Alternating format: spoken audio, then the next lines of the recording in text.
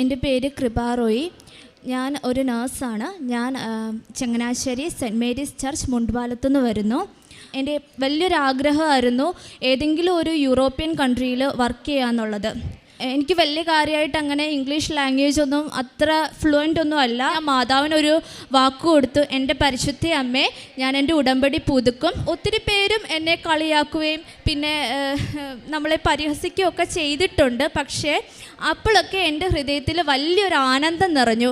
കാരണം സ്വർഗരാജ്യത്തിന് വേണ്ടി അപമാനമേൽക്കുന്നവൻ ഭാഗ്യവാൻ എന്നൊരു തിരുവചനമാണ് എനിക്കപ്പോൾ ഓർമ്മ. എനിക്ക് ഭയങ്കര സന്തോഷം തോന്നി മറ്റുള്ളവർ എന്നെ ഇതിൻ്റെ പേരിൽ കളിയാക്കാനൊക്കെ തുടങ്ങിയപ്പോൾ. വിശ്വാസപ്രമാണം എഴുതി കൊടുക്കുകയും ഉടമ്പടി ഉപ്പ് നൽകുകയും ഒക്കെ ചെയ്തിരുന്നു. അങ്ങനെ ഞാനൊരു തീരുമാനം എടുത്തു, ഇനി ഒരു ഇൻസ്റ്റിറ്റ്യൂഷനിലും പഠിക്കുന്നില്ല.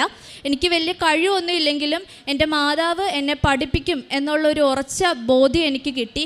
അങ്ങനെ ഞാൻ എൻ്റെ വീട്ടിൽ തന്നെ ഇരുന്ന് 3rd അറ്റംപ്റ്റ് ചെയ്യുവാണ്. അപ്പം ഞാൻ പഠിക്കുമ്പോഴത്തേക്ക് എപ്പോഴും ഓരോ മോഡ്യൂൾ ചെയ്യുമ്പോഴും വിശ്വാസപ്രമാണവും ചൊല്ലി മാതാവിനോട് ഒത്തിരി പ്രാർത്ഥിച്ചായിരുന്നു ഞാൻ അടുത്ത 3rd എക്സാമിന് വേണ്ടിയിട്ട് ഞാൻ പ്രാക്ടീസ് ചെയ്തത്.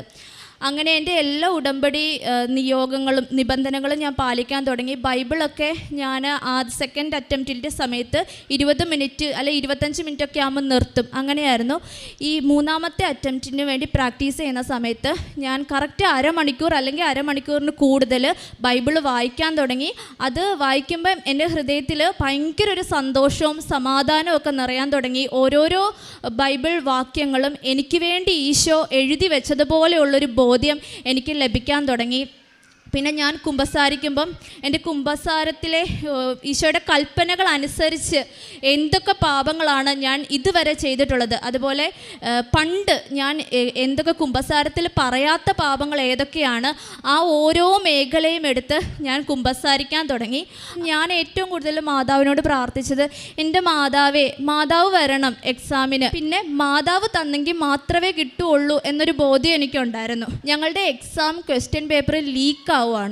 അത് ലീക്കായി, അതുകൊണ്ട് തന്നെ ഞങ്ങളുടെ റിസൾട്ട് പബ്ലിഷ് ചെയ്യത്തില്ല എന്നുള്ളൊരു സംഭവം വരുവാണ്. ഭയങ്കര സങ്കടം വന്നു കുറച്ച് സമയത്തേക്ക്. പക്ഷെ പിന്നെ പെട്ടെന്ന് എനിക്ക് എൻ്റെ മനസ്സിലോട്ട് ഒരു ചിന്ത വരുവാണ്, ഉറപ്പായിട്ടും ലാസ്റ്റ് മിനിറ്റിൽ എൻ്റെ ഈശോ പരിശുദ്ധ അമ്മ വഴിയായിട്ട് ഇത് മാറ്റും, ഈ റിസൾട്ട് തീർച്ചയായിട്ടും പബ്ലിഷ് ചെയ്യും എന്നുള്ളൊരു ബോധ്യം വരുമായിരുന്നു.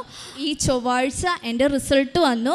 എനിക്ക് എല്ലാത്തിനും B ഗ്രേഡ് നൽകി പരിശുദ്ധ അമ്മ എന്നെ അനുഗ്രഹിച്ചു. ഇത്രയേറെ അനുഗ്രഹം തന്ന പരിശുദ്ധ അമ്മയ്ക്കും ഈശോ അപ്പച്ചിക്കും കോടാനുകോടി നന്ദി.